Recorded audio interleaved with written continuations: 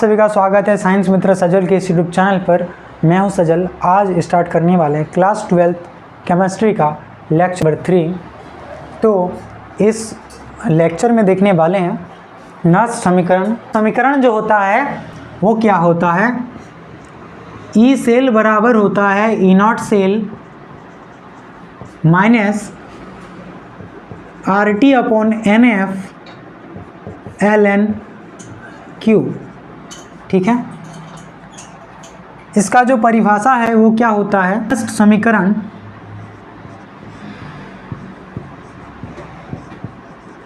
निर्नष्ट समीकरण मानक इलेक्ट्रोड विभव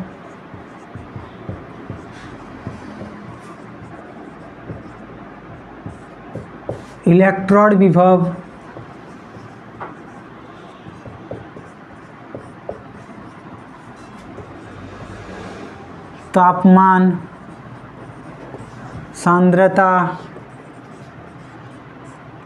के मध्य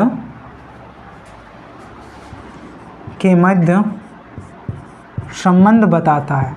ठीक है,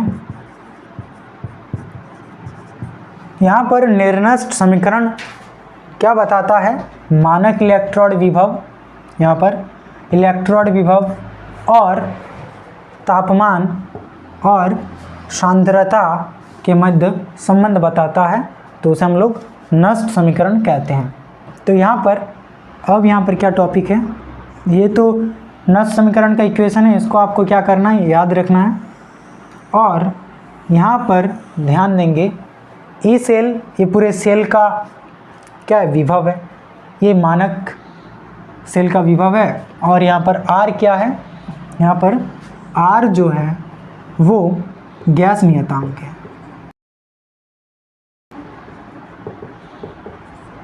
और यहाँ पर एल एन तो लॉग है और एन यहाँ पर इलेक्ट्रॉनों की संख्या है, और यहाँ पर Q जो है वो अभिक्रिया भागफल है,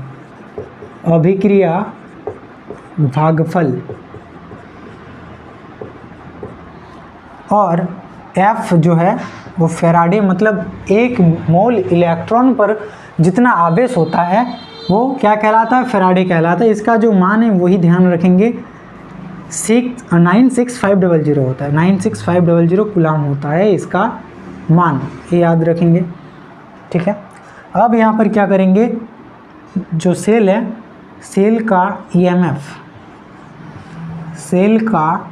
ईएमएफ ज्ञात करेंगे। ठीक है, सेल का क्या करेंगे हम लोग, ईएमएफ ज्ञात करना सीखेंगे। ठीक है, तो इसको और सिंप्लीफाई करके लिख सकते हैं, इसको सिंप्लीफिकेशन करके क्या लिख सकते हैं, ई नॉट सेल। लेकिन यहाँ पर आर का मान जैसे क्या होता है, गैस नियतांक का 0.0821 होता है, और एफ का मान तो ये है, एन का मान कोई भी हो सकता है, और क्यू का मान क्या होता है, अभिक्रिया भागफल होता है, उसको समझेंगे। लेकिन यहाँ पर जो स्टैंडर्ड कंडीशन होता है उसमें जो तापमान होता है वो 298 केल्विन होता है। ये सब चीज़ों को पुट करने पर यहाँ पर 0.0591 अपॉन 591 ln/Q, ठीक है, अपॉन n ये होता है, और सिंप्लीफाई इसका। तो आपको ये भी याद रखना है, इसको कैलकुलेशन करके लाना नहीं है, लेकिन आपको यहाँ पर इसको याद रखना है ताकि आपको आसानी हो पुट करने में, सेल का जो ईएमएफ है उसको ज्ञात करने में आसानी हो, इसलिए आपको यहाँ पर इसको याद रखना। यहाँ पर एक टॉपिक आता है अभिक्रिया भागफल क्या होता है, उसको समझेंगे यहाँ पर। तो अभिक्रिया भागफल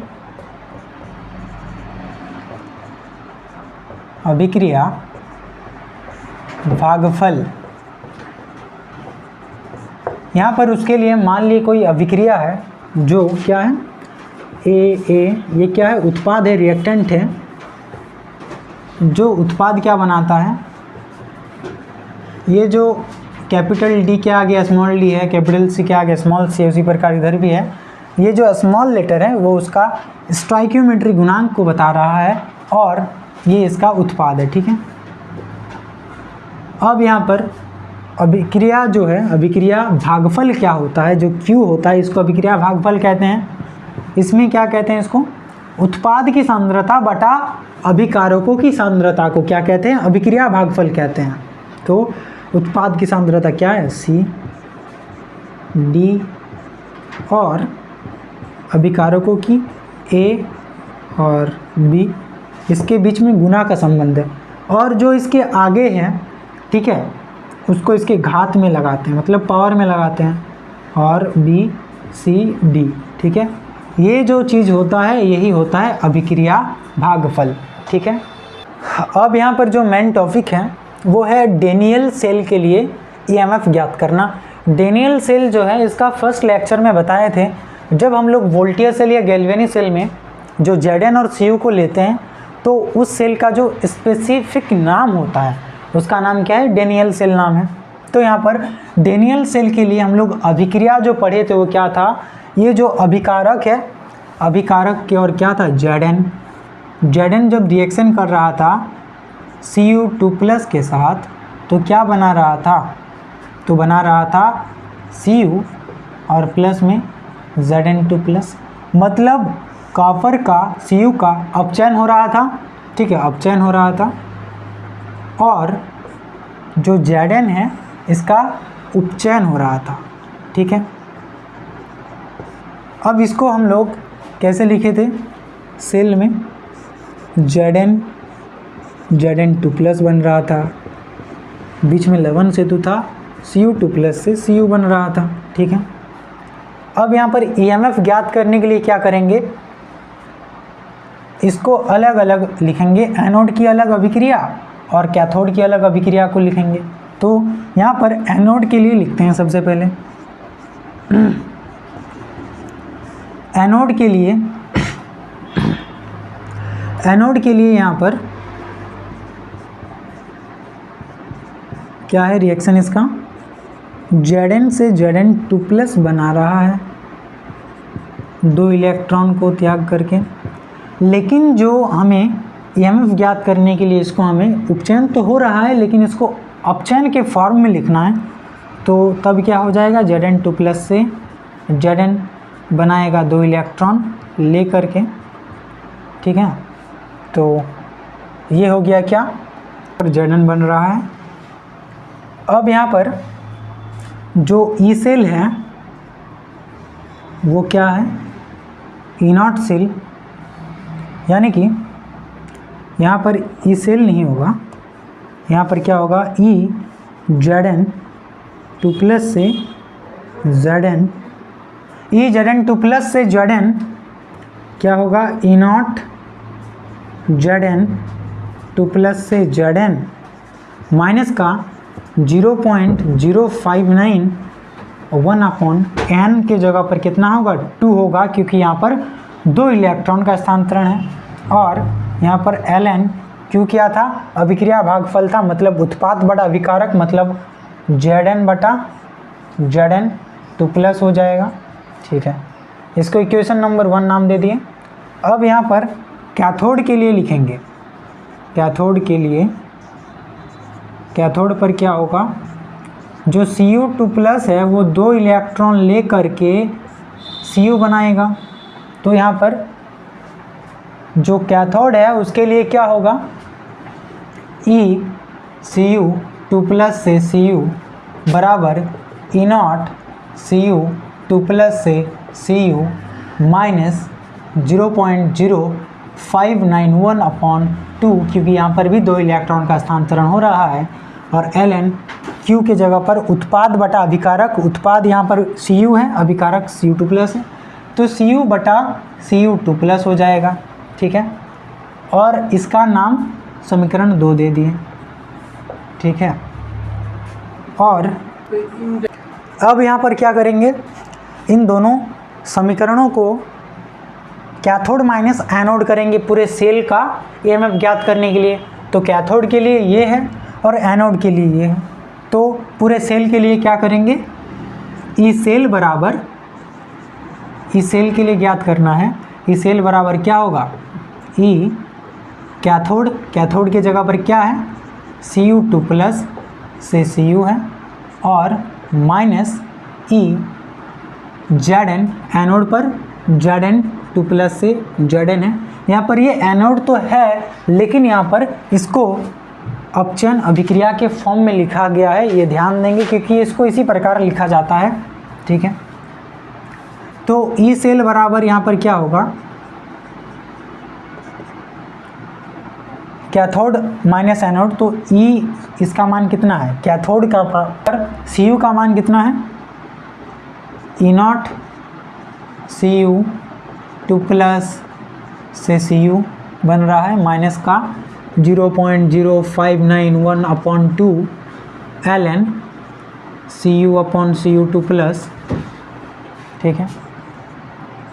और माइनस में E naught Z N two plus से जेड एन बन रहा है और यहाँ पर क्या हो रहा है, माइनस में यहाँ पर इसको ब्रैकेट के अंदर लिखेंगे माइनस 0.0591 अपॉन 2 एल एन में क्या हो रहा है यहाँ पर जेड एन बटा जेड एन टू प्लस, ठीक है।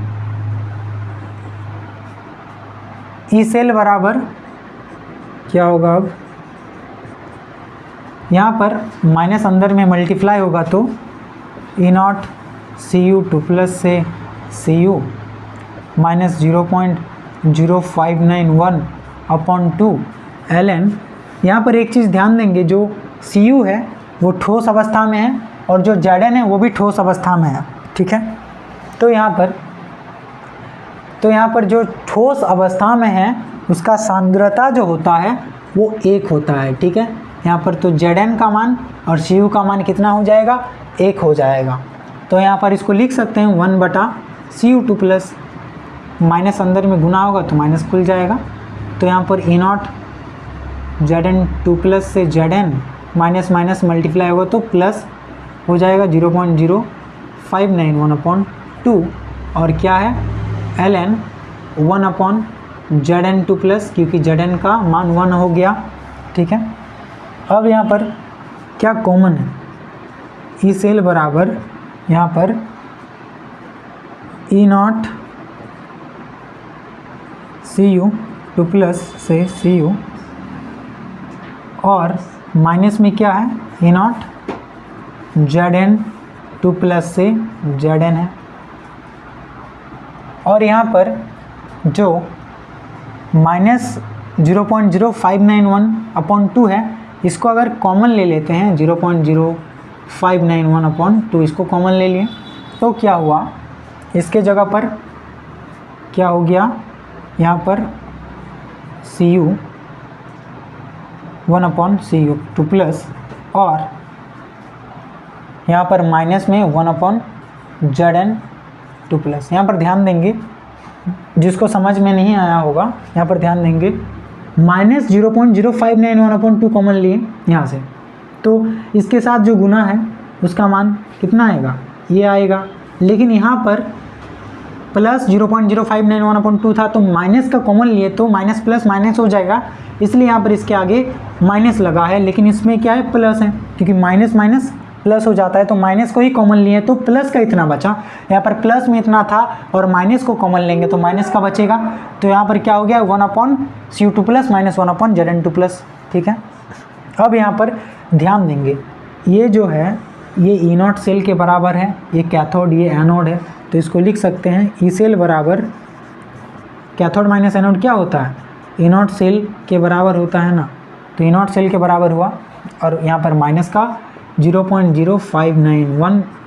और यहाँ पर एक चीज़ ध्यान देंगे, यहाँ पर मेरा एल एन जो है वो छूट गया है, ठीक है, तो एल एन होगा यहाँ पर, ठीक है। और अपॉन में यहाँ पर 2 होगा और a minus B, L N जो है इसका यहाँ पर नेचुरल लॉग है, मतलब इसका बेस कितना है 10 है, क्योंकि यहाँ पर जब सिंप्लीफाई किए थे तो इसका मान जो इतना आया था तब ये जो एल एन का जो बेस होता है ई होता है उसको 10 करके ही आया है। तो यहाँ पर एल एन का मान नेचुरल लॉग के बराबर है, तो यहाँ पर एल एन को लॉग भी लिख सकते हैं। तो लॉग a माइनस बी का क्या होता है, लॉग a बटा b होता है। तो यहाँ पर 1 upon C U two plus divide में 1 upon Z N two plus हो जाएगा, ये इसका फॉर्मूला होता है, लॉग ए माइनस बी का क्या फॉर्मूला होता है, लॉग ए बटा बी होता है।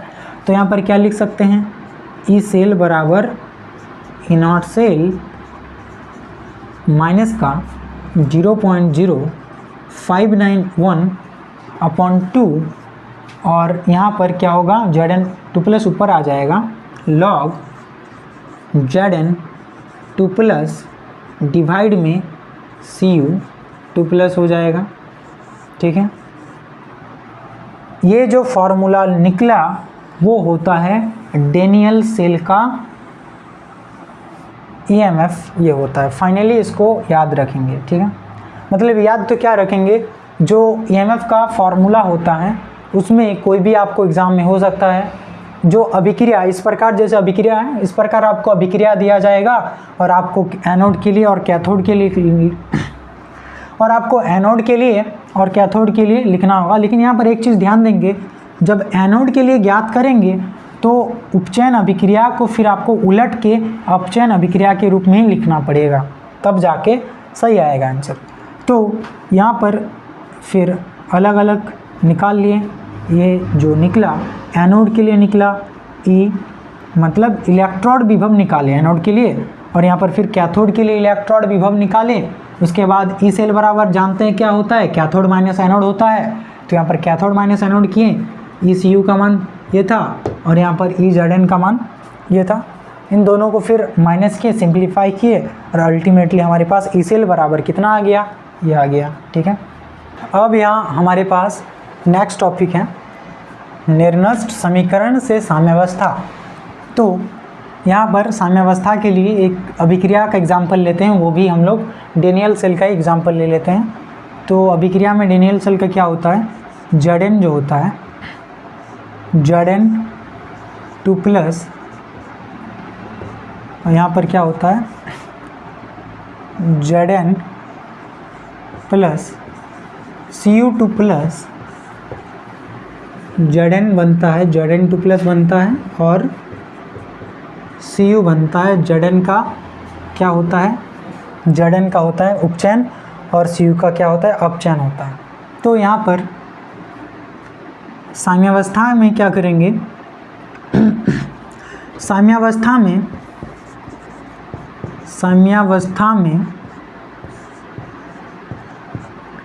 E बराबर 0, ई सेल बराबर 0। यहाँ पर ई सेल बराबर 0 क्यों हुआ, क्योंकि वो और रिएक्शन तब नहीं कर रहा है, मतलब जितना उत्पाद बन रहा है उतना ही अभिकारक बन रहा है। मतलब जो वोल्टेज है वो स्थिर हो गया है, मतलब वो बदल नहीं रहा है, यानी कि शून्य हो गया है।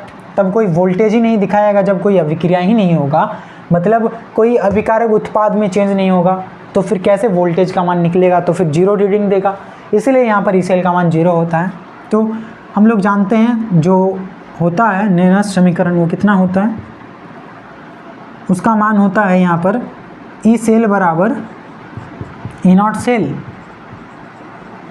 माइनस 0.0591 अपॉन 2 एंड लॉग साम्यावस्था में जो के मतलब Q जो है अभिक्रिया भागफल जो Q है उसी का मान साम्यावस्था में Kc के बराबर हो जाता है। ठीक है, ये एक स्पेशल केस है, ध्यान रखेंगे। और इसका मान क्या होता है, साम्यावस्था में 0 हो जाता है, तो यहाँ पर 0 हो जाएगा और यहाँ पर E naught cell minus 0.0591 upon 2 log Kc होगा। लॉग यहाँ पर कितना होगा, लॉग Kc होगा। और फिर क्या होगा, ई नॉट सेल बराबर हो जाएगा, ई नॉट सेल बराबर हो जाएगा 0.0591 अपॉन 2। और डेनियल सेल के लिए हम लोग जानते हैं ई नॉट सेल का मान कितना होता है, 1.1 होता है, 1.1 वोल्ट होता है। और यहाँ पर लॉग Kc होगा। ठीक है, 1.1 वोल्ट होता है और 0.0591 अपॉन 2 हुआ इंटू लॉग Kc। अब यहाँ पर log Kc बराबर कितना हो जाएगा, यहाँ पर log Kc बराबर निकलेगा, यहाँ पर जो 2 है वो इसके साथ गुना हो जाएगा, मतलब 2.2 हो जाएगा जब 2 गुना होगा 1.1 से, तो 2.2 होगा और डिवाइड में 0.0591, ठीक है, ये जाएगा। और Kc का मान ज्ञात करने के लिए फिर क्या करेंगे हम लोग, एंटी लॉग लेंगे, इसका एंटी लॉग ले लेंगे किसका, 2.2 अपॉन 0.0591 का, ठीक है। इस प्रकार हम लोग Kc का मान ज्ञात कर सकते हैं, लेकिन आपको एग्जाम में पूछेगा नहीं तो फिर हमें नहीं जानना है वो, ठीक है। अब यहाँ हमारे पास टॉपिक है विद्युत रासायनिक, यहाँ पर क्या टॉपिक है, विद्युत रासायनिक सेल की गिब्स ऊर्जा, ठीक है। जो गिब्स ऊर्जा होता है उसको हम लोग डेल्टा जी से रिप्रेजेंट करते हैं। इसका जो मान होता है वो ऋणात्मक कार्य के बराबर होता है, ठीक है। और हम लोग जानते हैं कार्य बराबर क्या होता है, V गुना Q होता है। और Q को और क्या लिख सकते हैं, W बराबर V गुना Q, और Q को क्या लिख सकते हैं, यहाँ पर Q बराबर N ही होता है, तो यहाँ पर N E लिख सकते हैं, ठीक है। और V यहाँ पर क्या हो जाता है, जो वोल्ट है उसी को हम लोग E से रिप्रेजेंट करते हैं इस चैप्टर में, तो इसको ENE लिख सकते हैं, ठीक है। और यहाँ पर E क्या है, इलेक्ट्रॉन, और N क्या है, संख्या, मतलब इलेक्ट्रॉन की संख्या है। तो डेल्टा G बराबर यहाँ पर क्या हो जाएगा, माइनस का क्या होगा, E और N E होगा। लेकिन यहाँ पर क्या होता है, जो इलेक्ट्रॉन होता है वो E के रूप में ना होके F के रूप में होता है। इसका मतलब 1 मोल इलेक्ट्रॉन का बात करता है यहाँ पर। तो डेल्टा G बराबर क्या हो जाएगा, माइनस का N F, यहाँ पर E के जगह पर F और E, NFE होगा, ठीक है। ये होगा डेल्टा G का मान। लेकिन आपको स्टैंडर्ड मानक गिब्स ऊर्जा बोले तो उसके लिए माइनस का NFE0 हो जाएगा फिर, ठीक है। तो आज के लिए बस इतना ही, आप लोगों से मिलते हैं इसका नेक्स्ट लेक्चर में, ठीक है। अगर वीडियो अच्छा लगा हो तो वीडियो को लाइक, कमेंट एंड शेयर ज़रूर करें, और कोई भी डाउट हो तो इसका कमेंट बॉक्स में कमेंट कर सकते हैं, ठीक है। तो मिलते हैं इसका नेक्स्ट लेक्चर में।